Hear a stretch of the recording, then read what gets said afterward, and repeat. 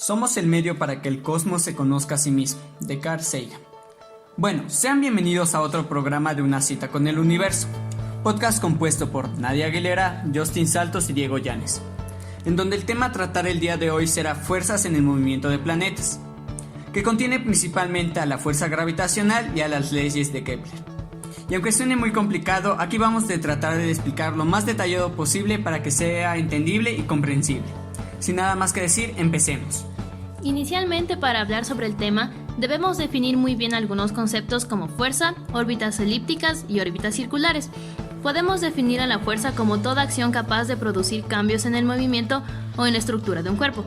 Por ejemplo, imaginen que pateamos una pelota. Le estaremos aplicando una fuerza con nuestro pie.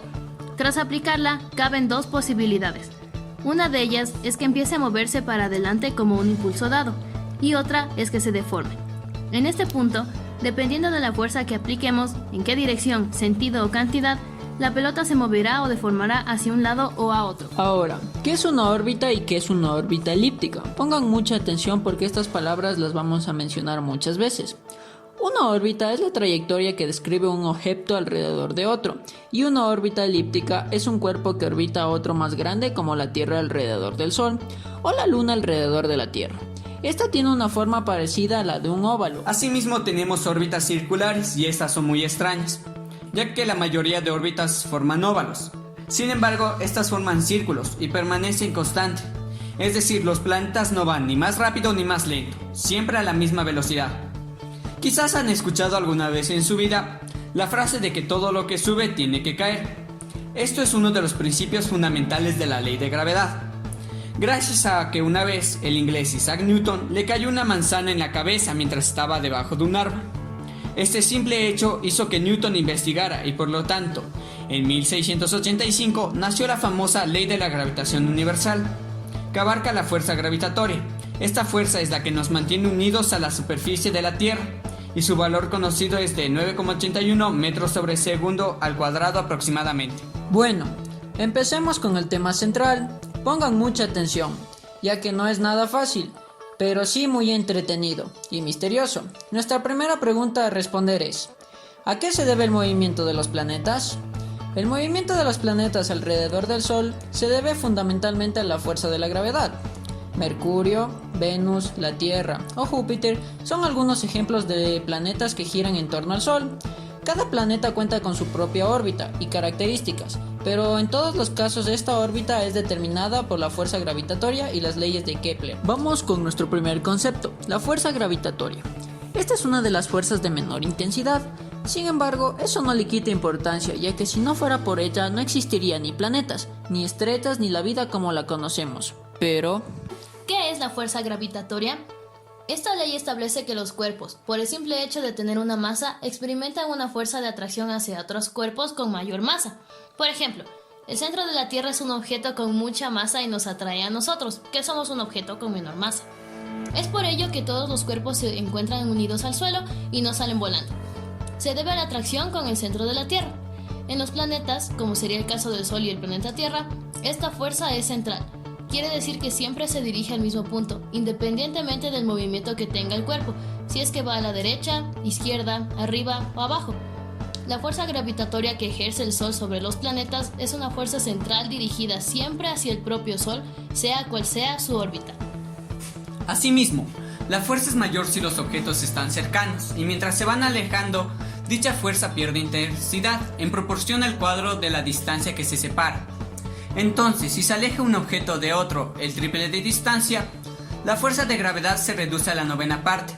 Si se aleja el doble, la fuerza de gravedad se reduce a una sexta parte. En conclusión, se reduce el triple de la distancia.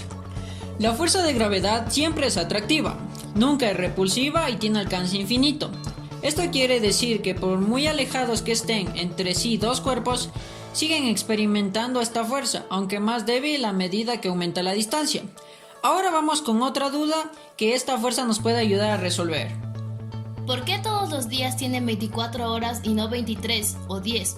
¿O por qué el tiempo en nuestro planeta nunca varía, aunque sintamos que algunas veces el tiempo pasa muy lento o muy rápido?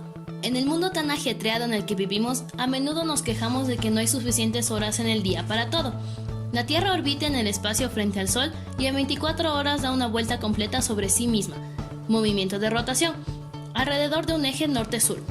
Esto hace que haya 12 horas de sol y 12 horas de oscuridad, y esta forma de orbitar siempre va a ser constante, nunca va a variar, y esto gracias al momento de la fuerza gravitatoria. En el momento de la fuerza gravitatoria que actúa en un planeta que gira en torno al Sol respecto al propio Sol es siempre cero. Proyectémonos en el espacio e imaginémonos que una flecha sale de la Tierra hacia el Sol. Esta sería la posición de la Tierra. Esta posición es siempre de igual dirección, pero de sentido contrario que la fuerza gravitatoria. Y cuando estos valores se restan, nos da igual a cero. Dado que el momento de la fuerza gravitatoria es cero, podemos concluir que el estado de rotación permanece constante. Por lo tanto, las horas en los días siempre van a ser los mismos. ¿Qué consecuencias lleva esta fuerza a los planetas?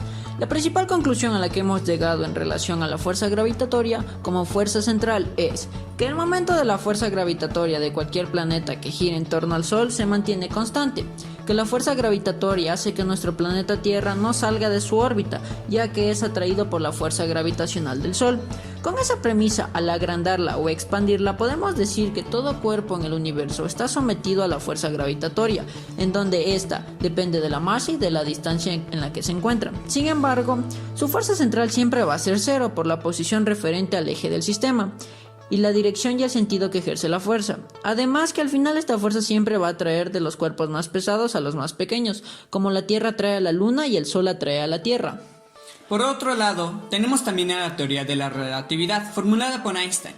En un principio, Galileo Galilei observó que los cuerpos caen al mismo tiempo si son lanzados desde la misma altura, sin importar sus masas. Luego tenemos a Isaac Newton con la ley de la gravitación universal, y dicta que todos los cuerpos celestes se atraen con una fuerza que es proporcional a sus masas. Posteriormente, Einstein propuso la teoría de la relatividad general. ¿Qué propone Einstein en tal teoría? Einstein pensó que la gravitación podía entenderse mejor como un fenómeno geométrico. En lugar de ver a la gravedad como una fuerza de atracción, se la puede entender como consecuencia de una curvatura del espacio, que es generada por la presencia de materia o energía. Para entenderlo mejor, imaginemos una superficie flexible, una cama elástica donde colocamos una piedra. La cama se hunde en donde está la piedra. Ahora imaginemos un balón pequeño mucho más liviano y lo vamos a colocar sobre la cama elástica. El balón iría hacia la parte hundida por la piedra como si ésta fuera atraída. Sin embargo, no es la piedra la que atrae el balón, sino que la superficie de la cama está deformada, está hundida. Por lo tanto, Einstein dedujo que la piedra es el Sol, hay varios balones que serían los planetas y la cama elástica es el espacio. De ahí podemos concluir que la atracción de los planetas hacia el Sol puede definirse como el resultado de una deformación del espacio producida por el mismo Sol. De esta manera, los planetas orbitan alrededor del Sol, siguiendo la trayectoria curvilínea del espacio. Asimismo, los planetas curvan su espacio cercano y crean trayectorias para que los satélites, naturales o artificiales, giren en torno a ellos. Así funciona el universo. A partir de esta teoría de la relatividad general, se pudo hacer otras predicciones, como es la forma de la órbita de Mercurio, ya que es el planeta más cercano al Sol y tiene la órbita más excéntrica, más ovalada. ¿Y qué sucede con la luz en un espacio curvo? En una forma geométrica de la gravitación, la luz también debe seguir trayectorias curvilíneas. Se nota cuando un rayo de luz pasa cerca de un cuerpo celeste de gran masa. Newton afirmó que la fuerza gravitatoria es proporcional a la masa, pero la luz no tiene masa y no sería atraída hacia la Tierra. Según Einstein, la luz debe seguir la trayectoria curva para llegar a la Tierra. Esta hipótesis se comprobó en 1919, durante un eclipse cuando un rayo de luz se desvió al pasar cerca del Sol. Por otra parte, tenemos a las leyes de Kepler, que a su vez tienen ciertos conceptos que aclarar antes de desarrollar las leyes en sí. Primero, sabemos que el movimiento de los planetas es en órbitas elípticas. La fuerza que los atrae es la fuerza gravitacional del Sol, pero para Kepler también existían otras fuerzas que son la fuerza centrípeta y la fuerza centrífuga. La fuerza centrípeta es aquella que, por decirlo así, ala al planeta hacia el Sol para que no salga de su órbita. Por ejemplo, si amarramos una cuerda a un lápiz y empezamos a darle vueltas, la cuerda se va a estirar y el lápiz saldría disparado si no estuviera amarrado a la cuerda. En este ejemplo, la fuerza centrípeta vendría a ser la fuerza de la cuerda, ya que ala al lápiz para que continúe con su trayectoria, es decir, con su órbita. Luego tenemos la fuerza centrífuga, que en realidad no existe. Esta fuerza es aquella que trata de hacer que el objeto salga disparado de su órbita. Con el mismo ejemplo anterior, si se nos soltaría la cuerda o se desamarrara el lápiz, este objeto saldría disparado de su órbita, porque hay una fuerza centrífuga que lo impulsa hacia afuera, y es en realidad porque dejó de existir una fuerza centrípeta. Otros conceptos para tratar el tema son el perihelio y el afelio. Recordemos que la órbita es elíptica, es decir, ovalada. Por lo tanto, siempre va a haber una parte donde el planeta esté más cerca al Sol, y es conocida como perihelio. La parte que está más lejos del Sol la llamamos afelio. Una vez que conocemos los conceptos básicos, podemos empezar a tratar las leyes de Kepler. ¿Cuál es la primera ley de Kepler? Se denomina la ley de las órbitas, y se refiere a que todos los planetas se mueven alrededor del Sol siguiendo órbitas elípticas. Y el Sol está en uno de los focos de la elipse. Una elipse siempre va a tener dos focos. Imaginen, dentro del óvalo de la órbita va a haber una línea horizontal en la mitad, en donde se colocarán dos puntos que son los focos, y uno de ellos representará la posición del Sol. ¿Qué es la excentricidad? Las órbitas de los planetas son elipses que presentan pequeñas excentricidades, grado de aplastamiento de la elipse. La excentricidad igual a 0 es un círculo perfecto. Excentricidad igual a 1 son órbitas parabólicas. Y por último, excentricidad mayor a 1 son órbitas hiperbólicas. Mientras más grande es la excentricidad, mayor es el aplastamiento de la elipse. ¿Cuál es la segunda ley de Kepler? La segunda ley de Kepler se denomina ley de las áreas. Dicta información sobre la velocidad a la que se desplaza el planeta. La recta que une el planeta con el Sol cubre áreas iguales en tiempos iguales. Para que esto se cumpla, la velocidad del planeta debe aumentar a medida que se acerca al Sol.